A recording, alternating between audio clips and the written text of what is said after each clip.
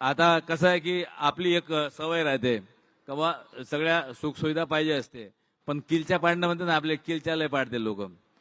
मग बरेच लोक किलच्या पाडते सर का बा मेट्रोची खरंच काही गरज होती काय, आणि केलं तर मग इतक्या अर्जंट करायची काही गरज होती काय.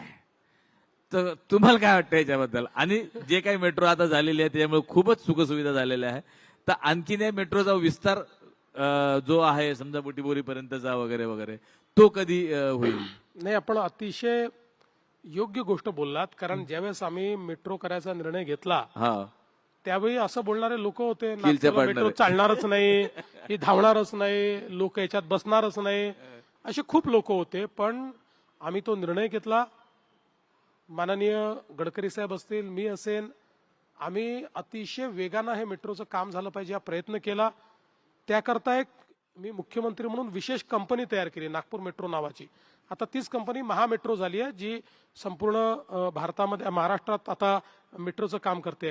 ही कंपनी आम्ही तयार केली आणि या कंपनीच्या माध्यमातून मेट्रोचं काम सुरू केलं.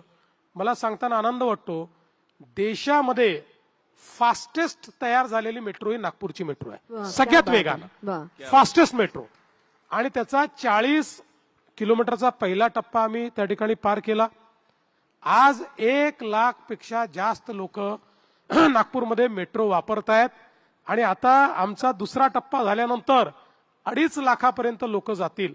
दुसऱ्या टप्प्याच्या वेळी लोक म्हणाले ठीक आहे, पहिला टप्पा आता यालाच रायडरशिप मिळणार नाही, दुसरा कशाला करता. लोकच नाही तर आमच्याकडे फायनान्स डिपार्टमेंटनेही त्याच्यावर एक नोट लिहिली की पहिल्या टप्प्याची फिजिबिलिटी आहे की नाही हे 3-4 वर्ष ॲसर्टन करू आणि मग त्याच्यानंतर दुसरा टप्पा. मी म्हटलं हा मूर्खपणा, मी त्याला ओव्हररूल केलं आणि मी सांगितलं मेट्रोची कनेक्टिव्हिटी जशी वाढत जाते तसं त्याची रायडरशिप वाढते.